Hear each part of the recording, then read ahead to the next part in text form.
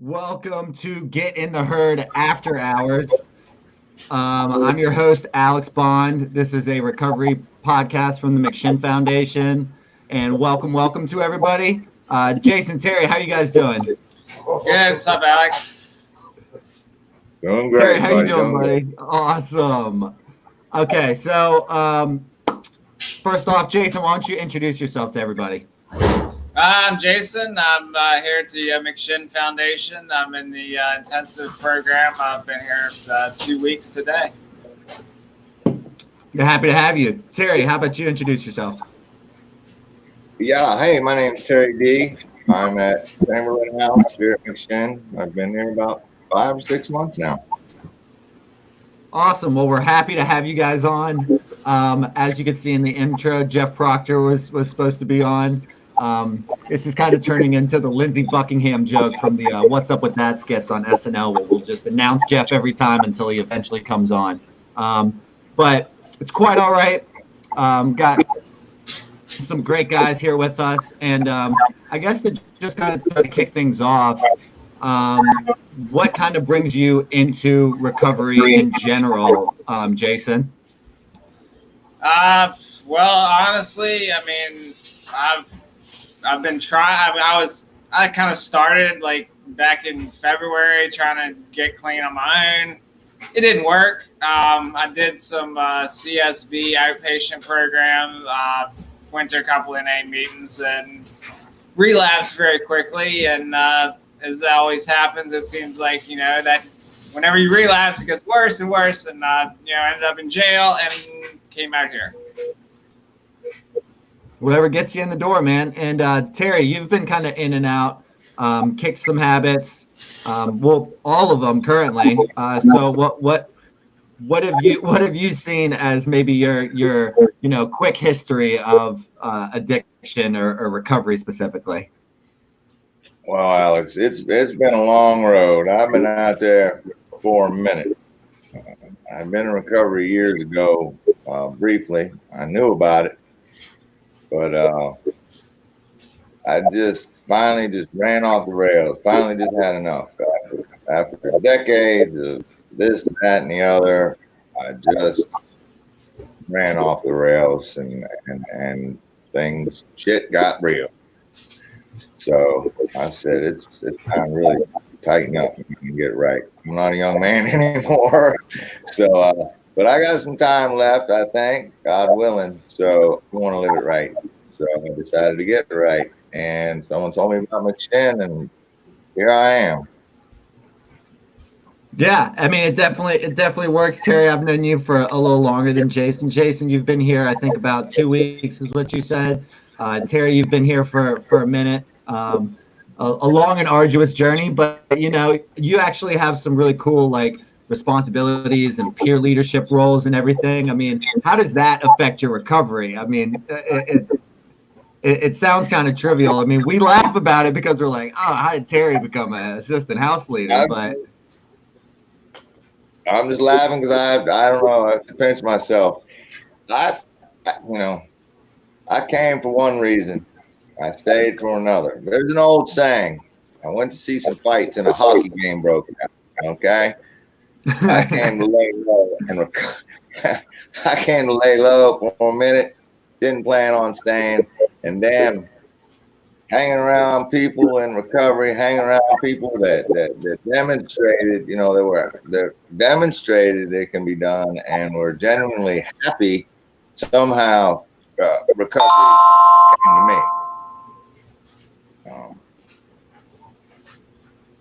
It just so it broke out, and then one thing led to another, and I'm kind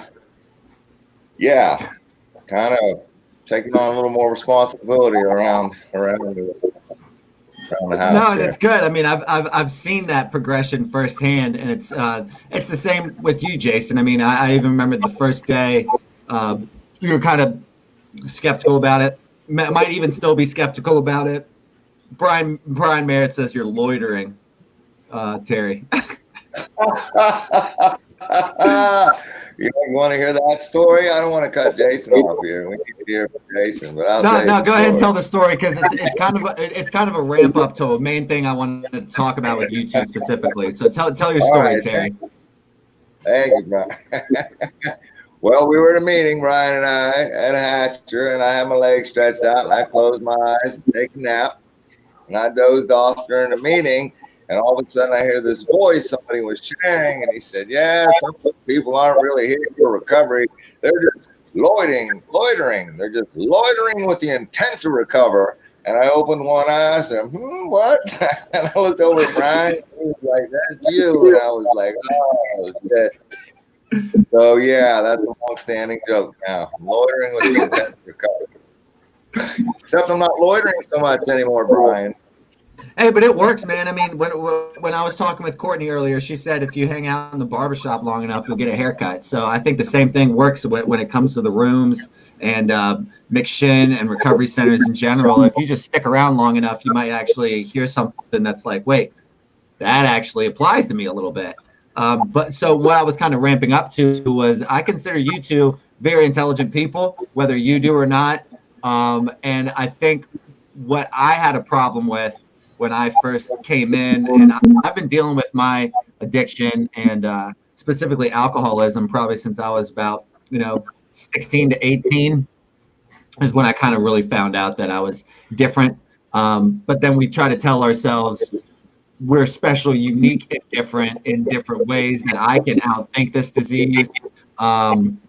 This is a cult. This is a group of people that are so in touch with their emotions instead of scientific fact. So I guess my open question is, do we still think that way? And has maybe our thinking changed a little bit, or it's completely okay if 12-step isn't for us, or again, still being new in recovery, the level of commitment that we have to it. Jason, how do you feel about that?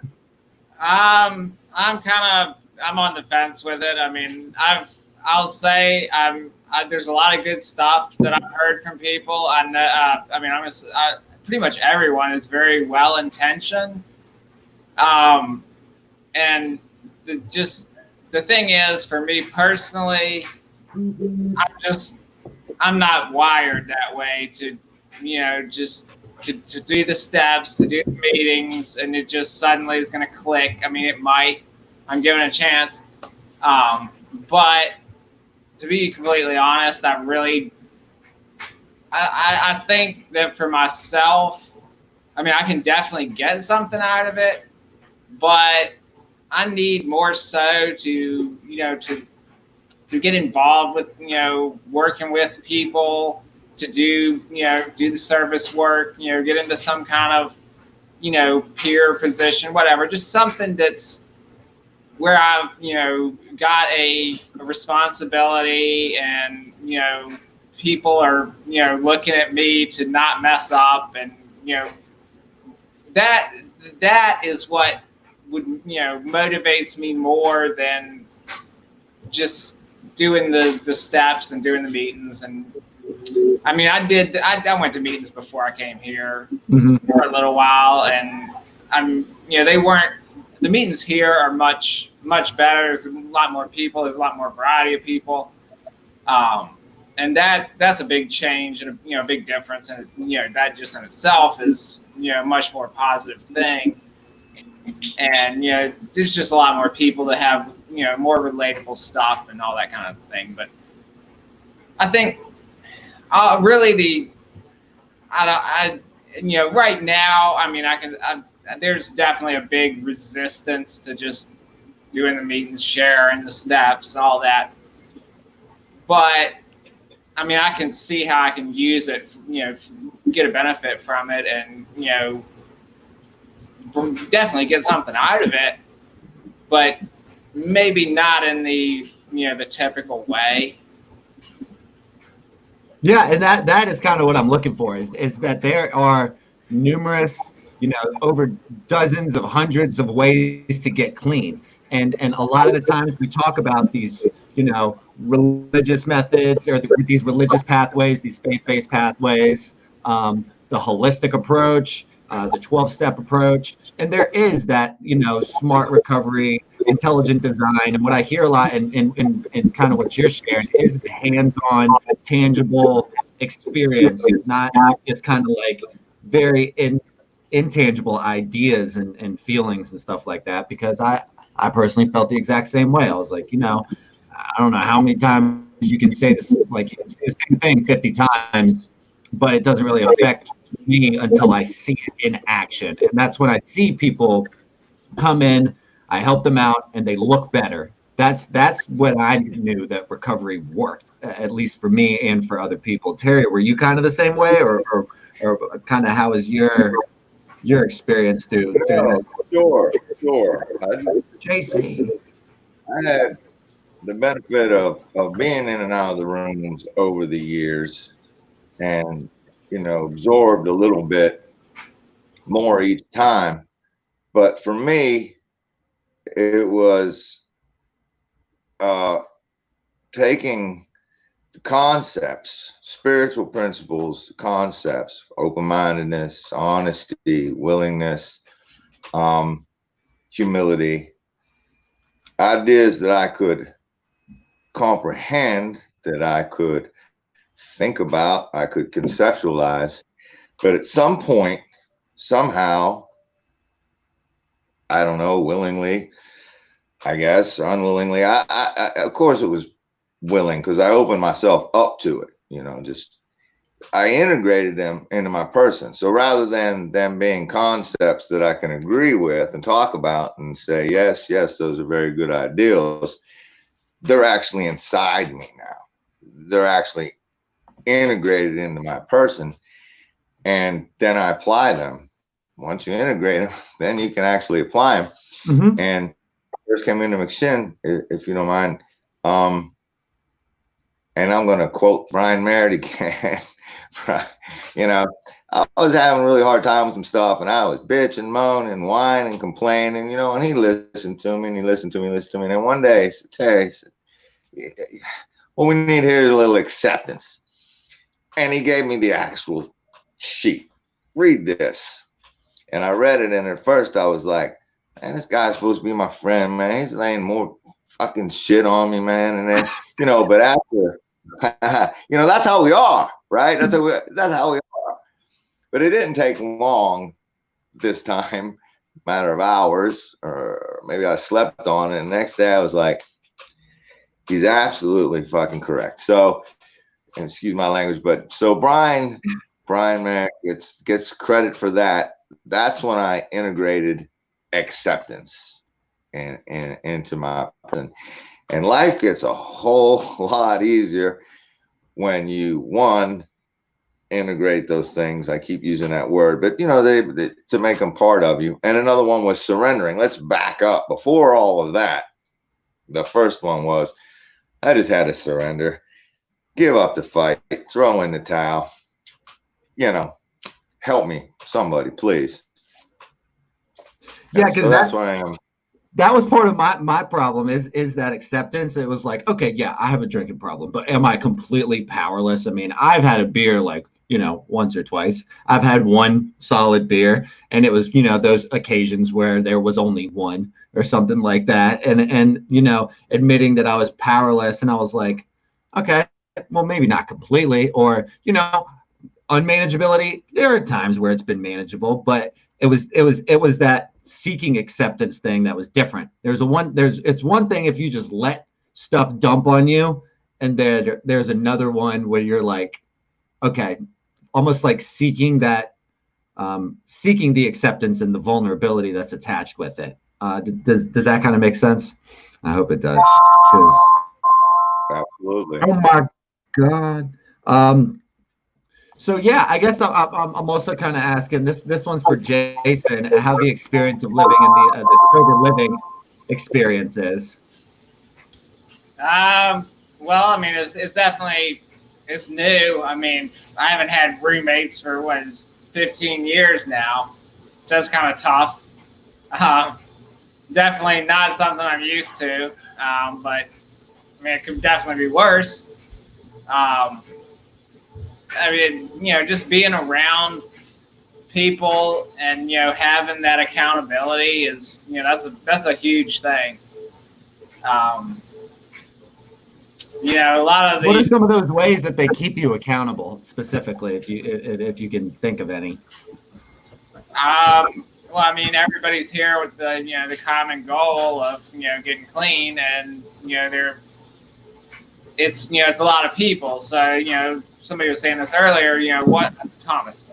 Anyway, you know, if you got one person, it's easy to, you know, to convince them of something that's, you know, well, I'm not doing nothing, or, you know, just sneak off and do your thing. When you've got, you know, 9 other people, it's very difficult to do that, and it's 9 people that you're not high.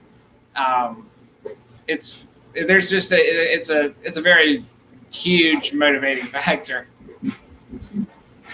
Yeah, that's kind of that herd mentality. Is it's one thing if it's just, you know, a scattering of people, but together, there is that. I like that you mentioned the common goal, because it is just more than you getting clean. It's ideally everyone with a substance use disorder getting clean, and just with most problems in life, I think they've been attacked efficiently with a group of people.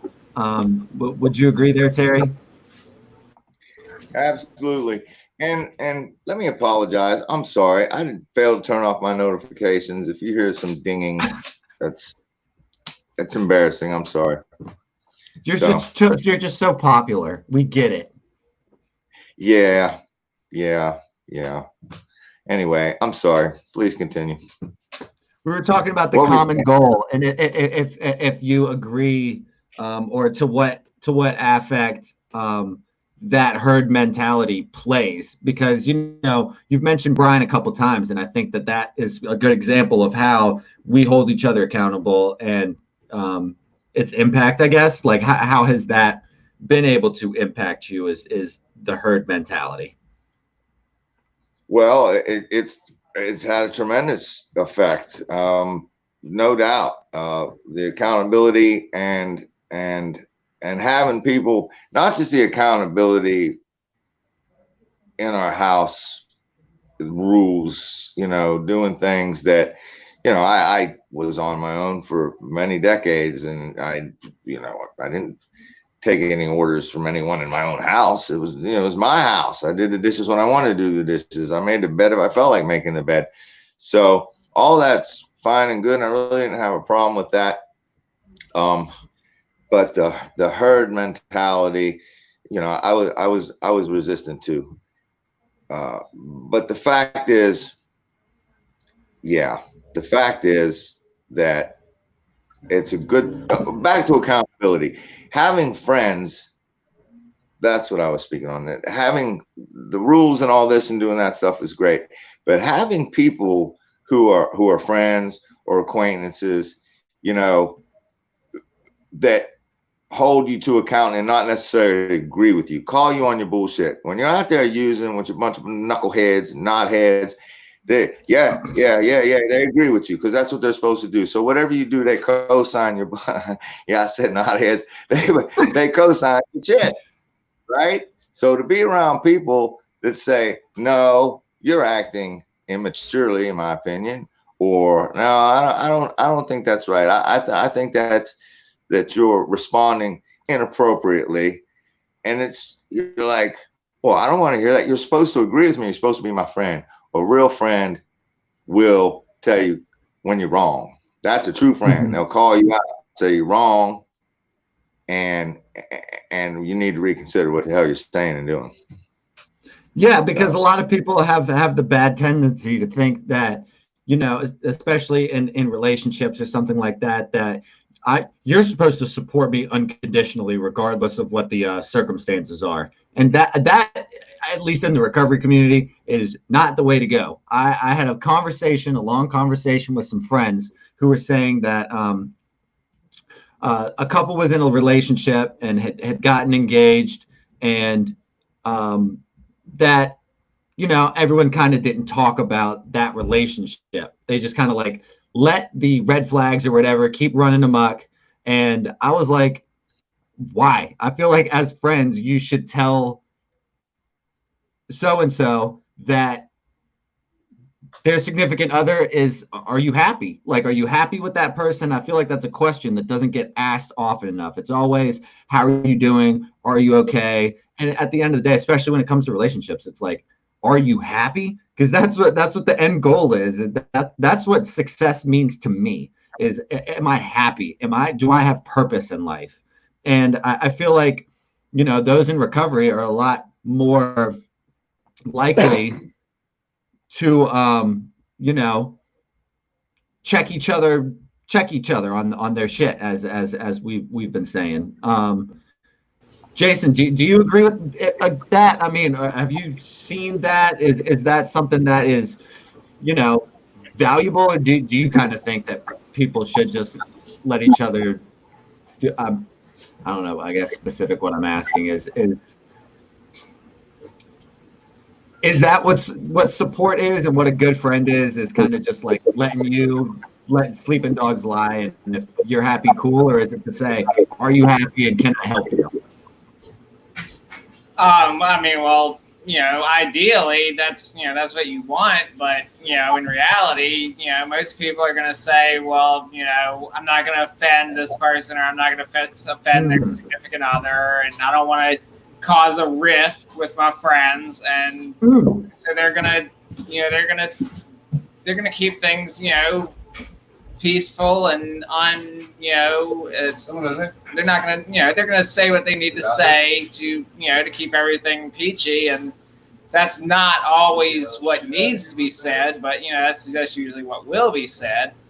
But obvious, a true friend should say, they should be concerned for everyone's welfare, for the what was really their welfare, and not what they want to hear. But most of the time that doesn't happen, unfortunately. I guess that's just the way we work as people. Yeah, and that, when you said create a rift, that's exactly what the problem was. Is a lot of the friends were like, oh, well, I don't want to lose her as a friend, even if I don't agree with who they're dating. And I was like, man, if they're a true friend, they'll understand that they want you to be happy. They're not gonna take it as a sense of like, so personally, as like, oh, we may have been friends since we were in 6th grade, and if you don't like who I'm dating, then you can screw off. I think people are might not give each other credit enough for the bonds that we create over time. Terry, I mentioned success, and just as kind of like a a breeze through. What does like success mean to you, especially in recovery? Hmm. Oh, that's a difficult question. Success Sorry, can be measured in different ways. What are we talking? Financial success? Because I'm bombing. As far as success in, yeah, yeah. But I'm happy. There's one for you. But I'm happy. Like he's saying, I'm happy. I don't have any money. I don't have any job. But it comes. Something happens. Someone calls. I get work. I get by. Um, success is waking up each day and doing the next right thing for me. There we go. I throw these sayings around, and I hate cliches. I hate cliches, but they're more aphorisms than they are cliches. They're axiomatic rules here of our universe. You wake up, you put on a positive attitude, you try to do the next best thing, or you do the next best thing, and you will succeed. You will stay sober. You will feel good about yourself. And I think when you have those, once you have those fundamentals, then you will have the job and the money and the other things will come. Jesus Christ, Terry. Yeah. Sorry, I had to mute you for a second. If fundamentals, if you have the foundation, so to speak, the rest will come. Yeah, I mean, doing And the you'll be next right happy. thing. To me, I guess we'll just ultimately the goal is to be happy. Right? I mean, there are things that I want. There are superficial things. There are material things that I want.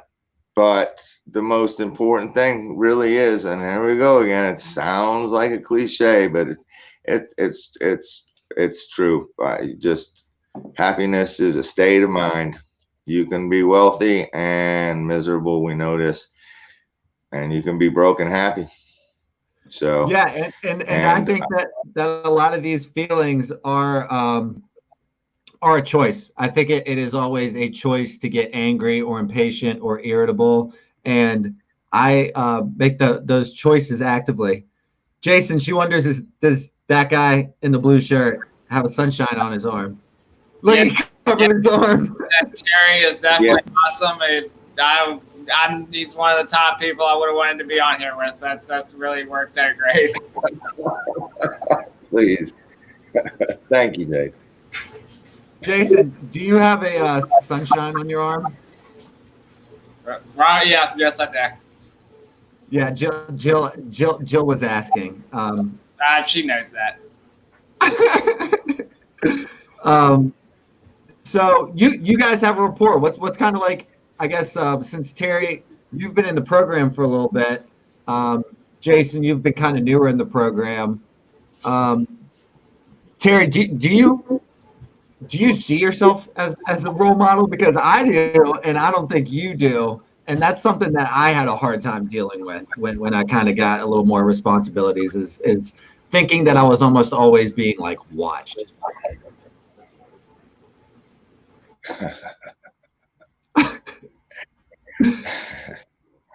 I'm Is that the hard, or reluctant one. do you just, what do you mean? I mean, sometimes we choose things and sometimes things choose us. I didn't want, like Charles Barkley, I'm not a role model. I'm paid to wreak havoc on the basketball court. But, right? But it seems that people pay attention to what I say and how I act. The youngins, if I may call them youngins, some of our newer people and some of our youngins, come to find out, do watch and they listen and they will emulate. So, yes, now being aware of it, I try to remain, one, you must remain humble. Absolutely. Two, remain true to yourself. and just try to set a good example. Now, having been in the military years ago, I did pick up a few lessons on, leadership and setting a good example. So sometimes I revisit those fundamentals and just try to do my best. Yeah, And because be aware I that think people some things are like listening. intrinsic to us, and some things are those choices, and it's kind of hard to discern those things a lot of times. And I think, I guess to reach for another quote, you can judge a man's character by what he does when no one's watching. Do you kind of subscribe to that, Jason, or do you think kind of people are who people are? No, I mean people definitely, you're not you're people are, they have a public face and a private face. That's everybody does. It's just part of human nature. So I think what people do when they're not being, they're not in the spotlight, when people are not watching them. That's that's the more genuine version of what you're going to get, or who they are. Yeah, and it kind of goes back to I heard that the Japanese have, or I think it's the Japanese, maybe the Chinese, they have a in their culture an idea that people have three different masks, and that's being the mask of that you show other people, the mask that you show close friends and family and people who really know you well, and then your true self. And I think that can be said for a lot of people, most people, and it kind of brings in something else that I like personally to talk about, as maybe ridiculous as it is, but it's the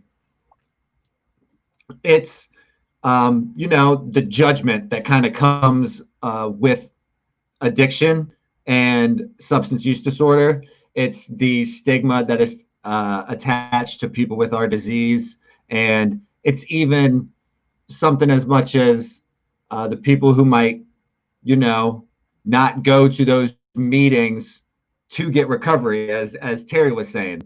Is that something that you have maybe seen, or how do you kind of deal with those judgments, Jason?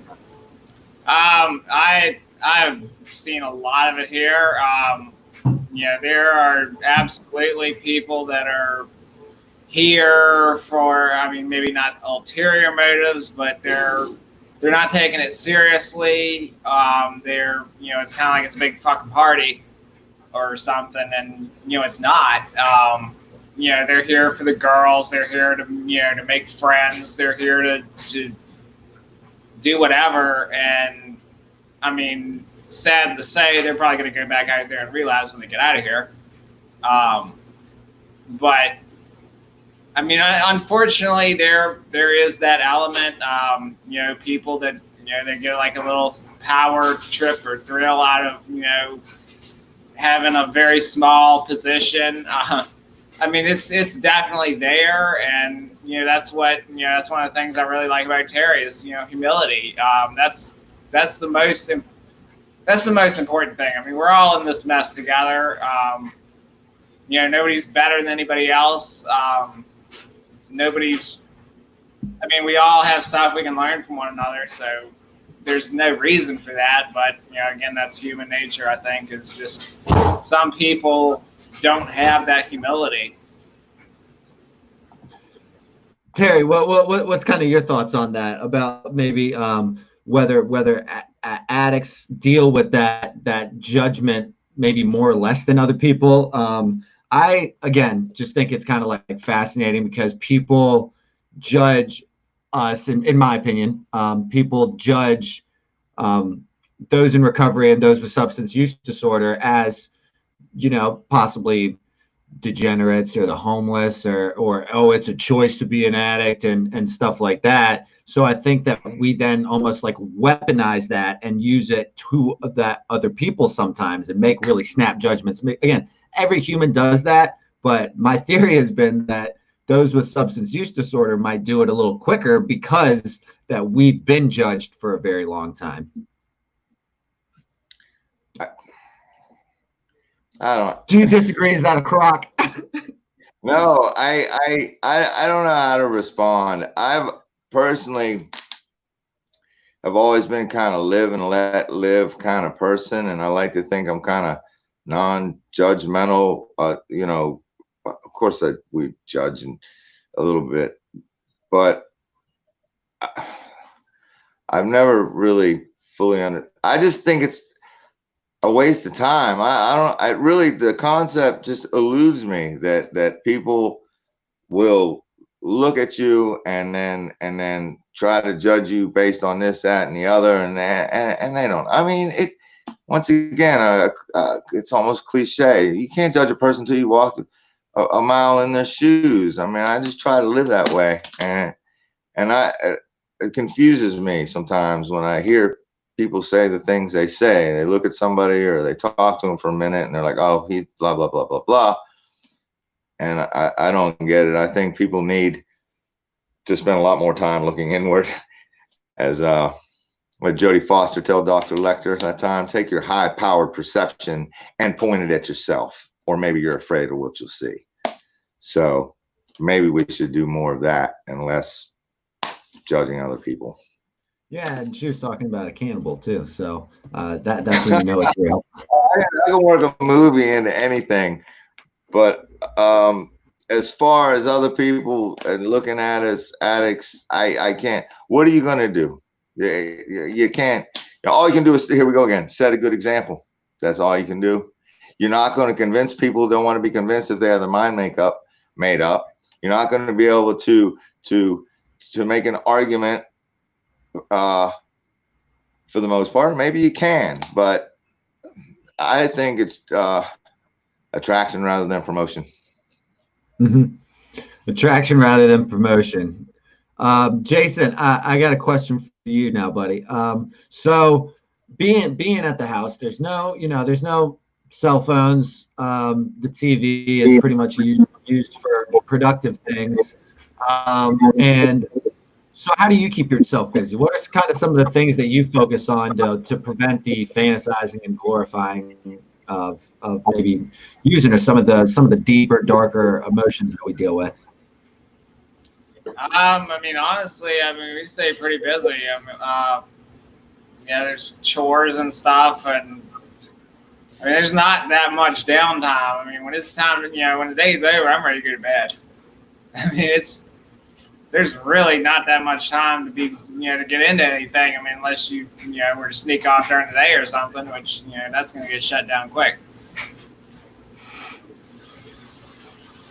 So staying busy. Terry, what are some of the things that I guess keep you clean specifically? So you've had some things in recovery, maybe lapses, and I was wondering kind of like what now is different that helps you out than other times, because I noticed you at the same time, just as Jason was saying, is staying busy. What are kind of maybe some of those other things, or what do you do to stay busy? And I know, being a good role model definitely helps, but what's kind of different right now?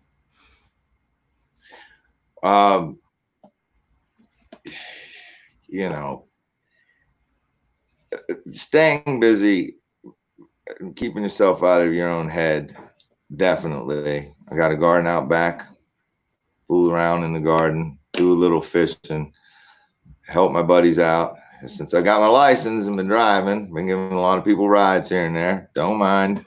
That keeps them busy. But as far as what's different, after my last few hiccups, call them what you will,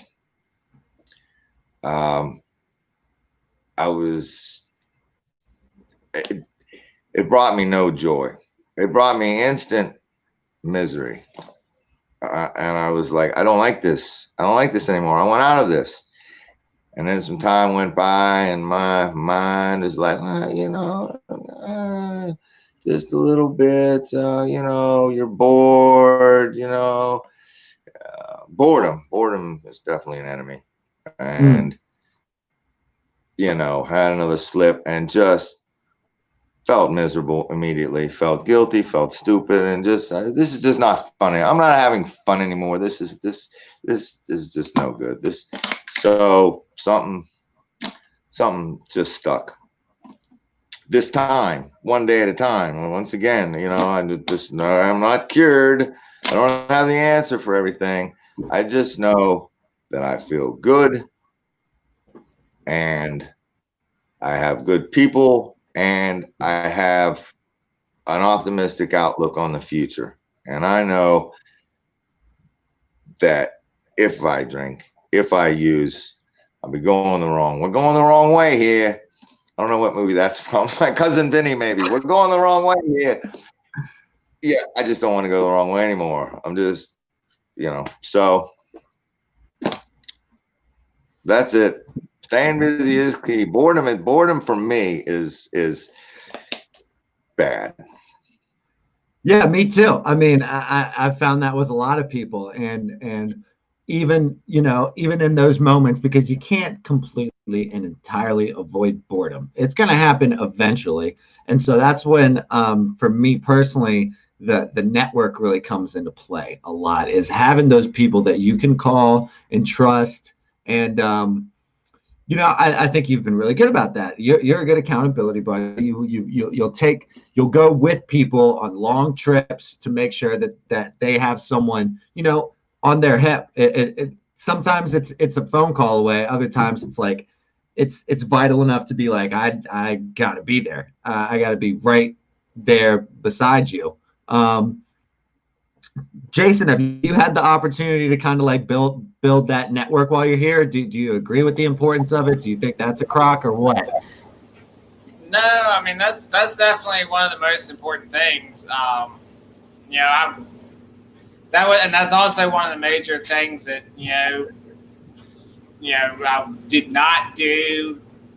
really have the opportunity to do prior to my last slip up, and I should have, but it really wasn't there with the meetings and stuff.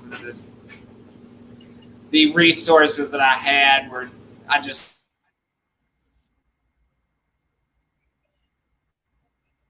Oh no, he froze up.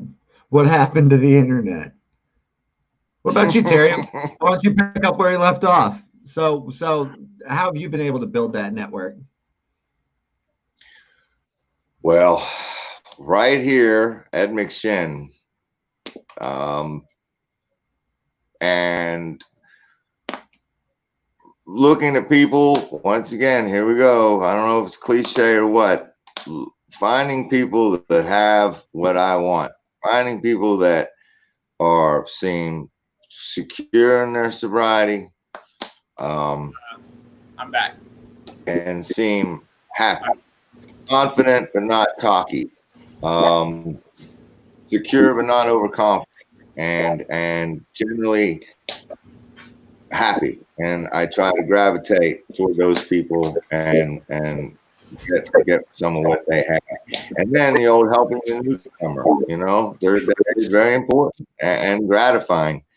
And you learn from newcomers, and you also see what you were like.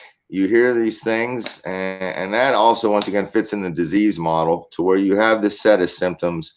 They're predictable, they're consistent across the board. And I see these symptoms of the disease, the more acute ones in the newcomers, and I'm like, wow, and that could easily be me again if I don't take my medicine, if I don't go to my meetings, if I don't network with people and continue to build that network and get support from people. Yeah, so, and those symptoms I think are important to know of. Jason, what are some of those symptoms that you see yourself personally? Because everyone has very similar overlapping ones, but sometimes there is a concrete set of certain things for everyone. But for, I guess, you specifically, what are some of those kind of things that you can see bubbling beneath the surface before you might go back out or something like that? So everyone can be aware of them for them personally. Boredom, number one.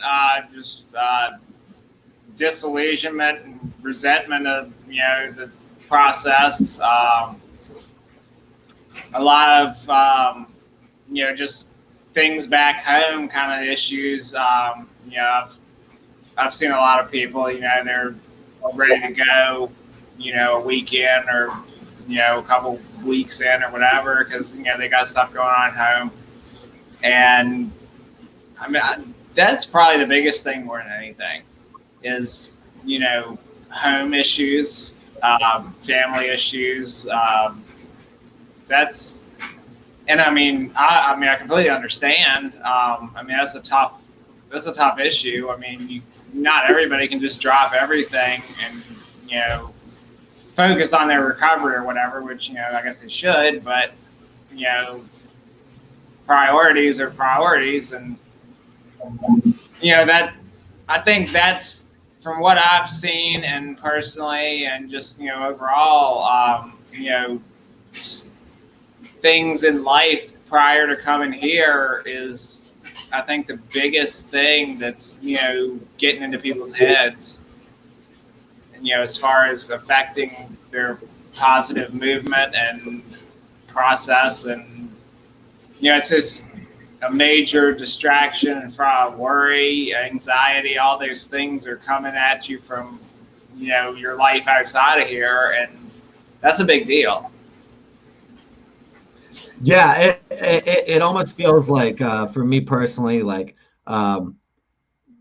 FOMO, like fear of missing out. Like, oh man, I'm missing out on all this fun, or these people get to do all these things, and I can't do that anymore. And kind of that, as you touched on, maybe like resentment kind of creeps in a little bit.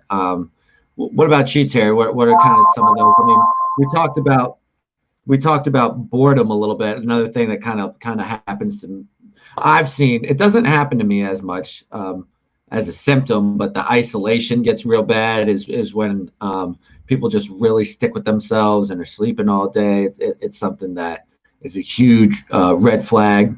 What are some of those other things that you can think of, Terry, that you might go through before something bad might happen?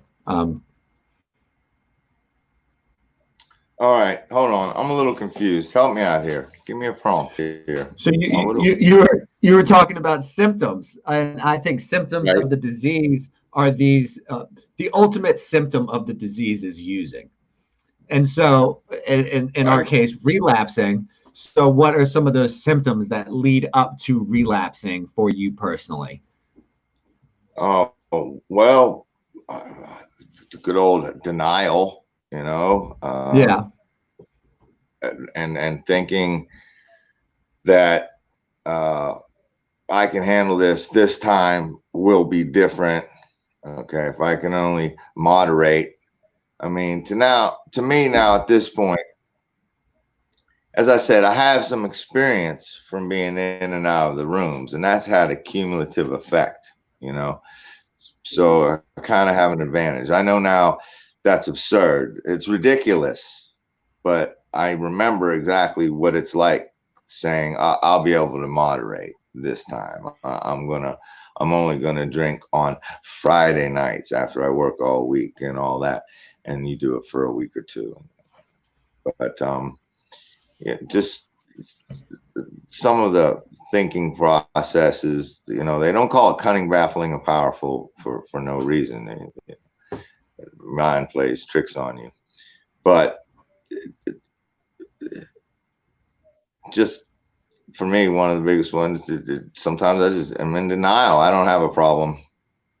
I'm different. I'm special. You have a problem. And you got to realize. Yeah, because my mind is the thing that wants me more than anything else. Is like I could care less about other people and other things and everything, but it's when my mind is trying to convince me I'm different, I'm special, I can get away with it this time, or oh, maybe when I do this really good thing, then I can reward myself for doing this again.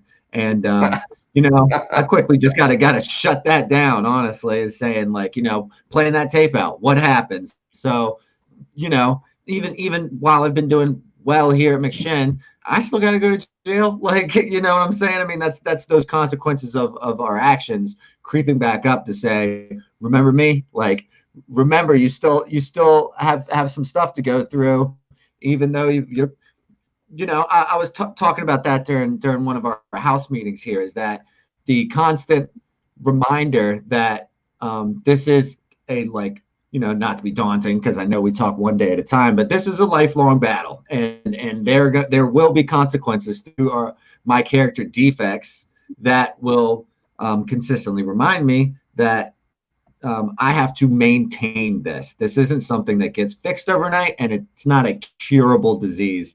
It is something that takes constant maintenance and work. And it's kind of scary when I think of it that way. So then I'm like, all right, so all I have to do is make it through today. So then it kind of goes all the way back to the ultimate cliche as we keep rocking them out. Anything else on y'all's minds? We're at like the 51 minute mark. This has been an even more intelligent conversation than I expected, and I had high hopes, honestly. Jason, any like final thoughts you might have, buddy? I don't know. Like you say, one day at a time. Yeah, I'm only 2 weeks into it. You know, and I mean that's a huge thing, is, you know, thinking about past consequences that are still lingering. I mean, I'm probably going to go back to jail too. I mean, there's very, very little chance that I won't. And that's a huge thing. That's like, what is this all for? I mean, I might as well go do my time and get it over with. I don't like the idea of never getting high again. That's terrible. I mean, that's terrible to say, but it's the truth. I mean, I'm sure we all think that. And I mean, it's very easy to get into it, you know, just a really negative mindset. And I mean, it's, you know, the most important thing is to just not let that happen, and to try to, you know, do the best you can while we're here. Yeah, it's getting through it today, and then looking through the tunnel. So, Terry, what about you? Any final remarks? Jason, man, hang in there. It gets better. Don't say fuck it. Jesse, our COO, once did a group, and he was, what do we do as addicts sometimes when things just seem hopeless? And we say fuck it, right? Don't say fuck it, Jason. Hang in there. It's going to get better. Easy for me to say. I'm not facing any jail time at the moment, but it's only going to compound. Using only compounds. We know this, and I'll shut up. Any final thoughts? Trying to think of a good movie quote. Humor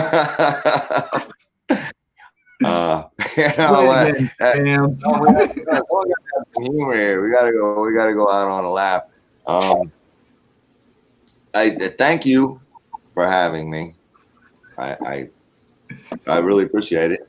This has helped me. Just hearing myself instead of thinking about it, saying it out loud, has made me really think about some things. And Jason's perspective has helped me. So thank you.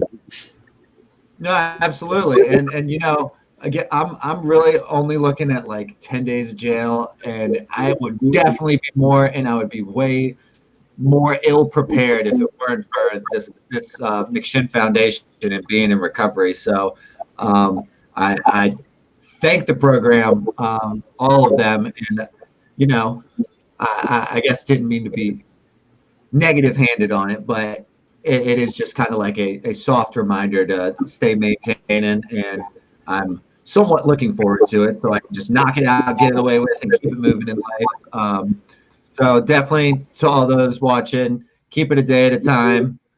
Terry, Jason, I love you guys. Thank you for coming on. I really appreciate your thoughts and sharing your vulnerability and being transparent with us. So I really appreciate having you guys on. Shout out to our producer, Todd. Absolutely stays crushing it. And I look forward to seeing y'all tomorrow, and I look forward to seeing everyone in the future. Have a good night, y'all. Thank you. Yeah, sure. Oh, shit.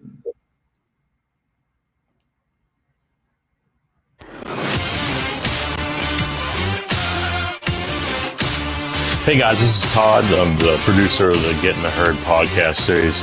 And I just wanted to take a minute to thank everybody for their votes and just to remind everybody that you can continue to keep voting daily until July 19th. We're actually really excited about the opportunity to be in the running for, best local podcast in Richmond.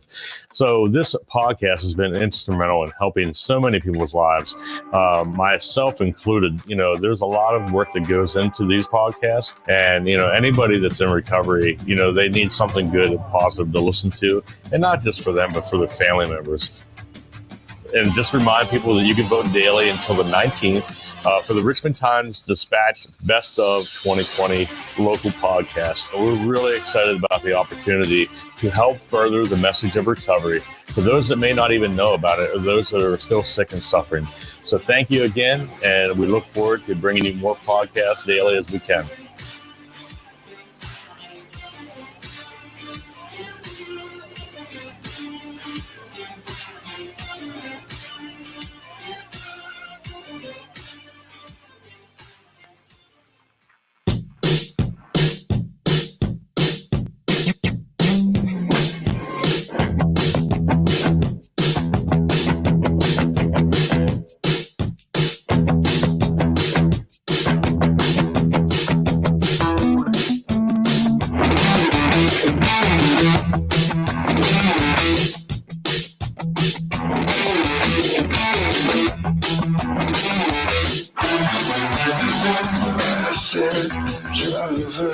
Can you take me home?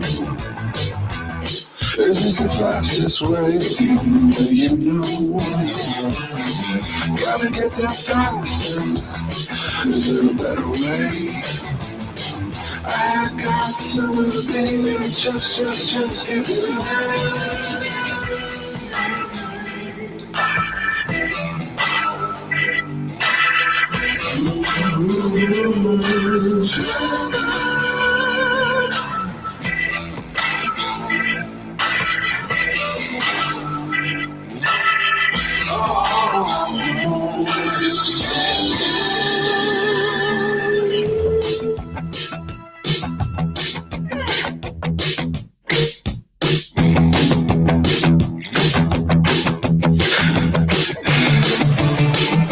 I said, driver, can you take me home?